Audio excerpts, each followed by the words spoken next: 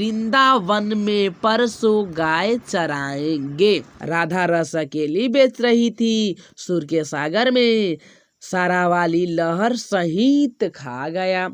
तो देखिए कवि सूरदास का जीवन परिचय के बारे में हम लोग पढ़ने वाले हैं। सूरदास का जन्म 1478 ईस्वी में दिल्ली के निकट सिही नामक गांव में हुआ था और निधन 1583 ईस्वी में हुआ था।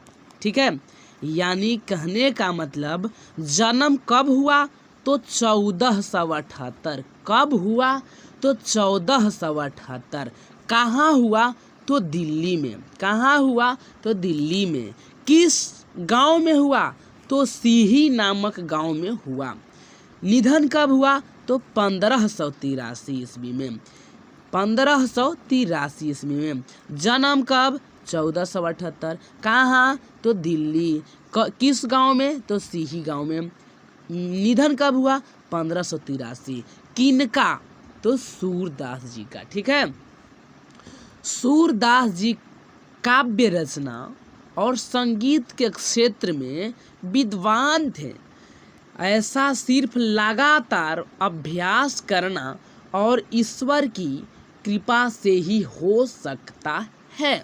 ठीक है, कहने का मतलब सूरदास जी इतना विद्वान थे। काव्य रचना में भी अगर बात करा जाए बहुते विद्वान थे, और अगर बात करा जाए संगीत के क्षेत्र में तो इसमें भी बहुत विद्वान थे।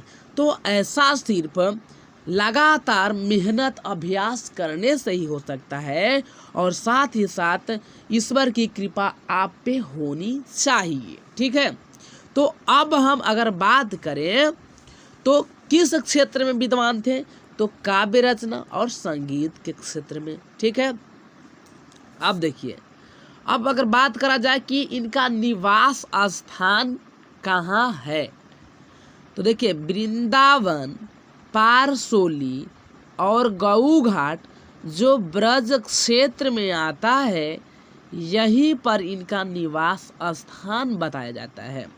कहने का मतलब देखिए अगर निवास स्थान के बात करा जाए तो कहते हैं कि वृंदावन, पारसोली और गऊ घाट, ये जो है तीनों जो जगह है वो कौन क्षेत्र में आता है तो ब्रज क्षेत्र में आता है। तो यहीं पे इनका निवास स्थान है। अगर इसको बात करें ट्रिक के माध्यम से याद करने के लिए कि निवास स्थान कहाँ है तो आप इस प्रकार से इसको कह सकते हैं कि वृंदावन में परसों गाय चराएंगे। वृंदावन में परसों गाय चराएंगे, अर्थात वृंदावन से वृंदावन, परसों मीन्स पारसोली और गाय से गऊ घाट। ठीक है, यहीं पे इनका निवास स्थान है। अगर बात करें आगे की ओर तो आगे देखिए यहाँ पे सूरदास जी कृष्ण भक्त हैं। सूरदास जी किनके भक्त हैं तो कृष्ण जी का भक्त हैं। इनका स्वभाव बहुत ही सरल था। सूरदास जी को पुष्टि मार्ग में दीक्षा वल्लभाचार्य जी ने दिया था। देखिए अगर बात करा जाए कि आखिर जो सूरदास जी हैं किनके भक्त हैं तो कृष्ण भक्त। इनका स्वभाव कैसा है तो बहुत ही सरल, और इनके दीक्षा गुरु कौन है तो वल्लभाचार्य। किस चीज में दीक्षा दिए थे तो पुष्टि मार्ग में। ठीक, अब आगे चलते हैं। इनकी प्रमुख रचनाएं के अगर बात करा जाए तो राधा रस केली, सुर सागर, सुरावली, साहित्य लहरी, यानी कि ये सब इनका क्या है रचना है। क्या है ये सब तो रचना है। सूरदास जी का ये सब क्या है रचना है। अगर बात करें ट्रिक के माध्यम से याद करने के लिए तो हम इस प्रकार से कह सकते हैं कि राधा रस अकेली बेच रही थी। सुर के सागर में सारा वाली लहर सहित खा गया। राधा रस अकेली बेच रही थी, सुर के सागर में सारा वाली लहर सहित खा गया। यानी कहने का मतलब है कि राधा रस अकेली, राधा रस अकेली, राधा रस केली, राधा रस केली, यानी कि राधा रस केली। राधा रस अकेली से मतलब हुआ राधा रस केली। और देखिए कहाँ बेच रही थी, तो सूर के सागर यानी कि सूर सागर में सारा वाली, सारा वाली यानी कि सारावली यानी कि सूर सारावली, ठीक है। लहर सहित, लहर सहित यानी कि लहर मीन्स लहरी और सहित मीन्स साहित्य यानी कि साहित्य लहरी। अब आगे देख लेते हैं इनका बारे में। देखिए सूरदास जी के पद में विनय भक्ति, सूरदास जी के पद में कैसी भक्ति नजर आता है, तो विनय भक्ति नजर आता है। अगर बात करें रस के तो कौन सा रस मिलता है, तो वात्सल्य रस मिलता है और प्रेम श्रृंगार रस भी मिलते हैं। यानी कि सूरदास जी जो हैं इनके काव्य में विनय भक्ति, वात्सल्य रस, प्रेम श्रृंगार रस। अगर आप रस के बारे में जानना चाहते हैं कि वात्सल्य रस, प्रेम श्रृंगार रस, करुण रस, रौद्र रस आखिर ये सब है क्या, तो इसके बारे में अगर आप कमेंट करेंगे, जानना चाहेंगे, तो मैं वीडियो बना दूंगा और उसका लिंक इसी वीडियो के डिस्क्रिप्शन में डाल दूंगा।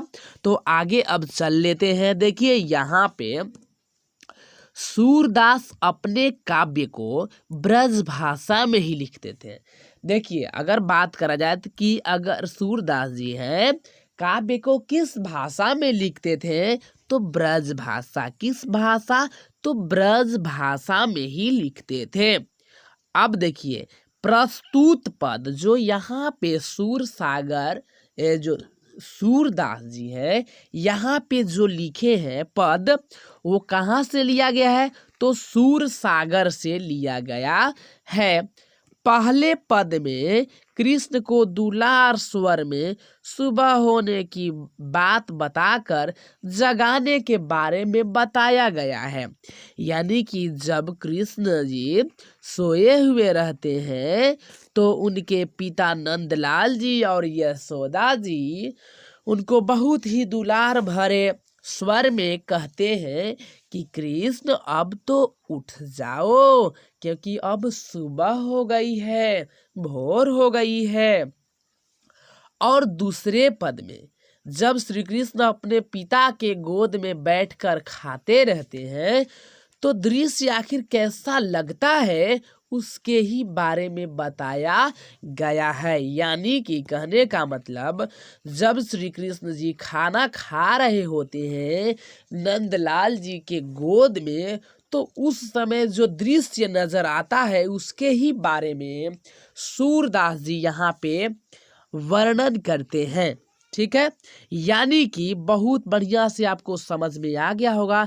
यदि आपको वीडियो अच्छा लगता है तो वीडियो को लाइक कर दीजिए, चैनल को सब्सक्राइब कर दीजिए, दोस्तों में भी शेयर कर दीजिए और वीडियो को हमेशा प्लेलिस्ट में ही जाकर देखिए। और अगर आप इसी का PDF लेना चाहते हैं तो आप मेरे व्हाट्सएप नंबर पे व्हाट्सएप कर दीजिए और आपको PDF मिल जाएगा। मिलते हैं अगले वीडियो में, तब तक के लिए धन्यवाद।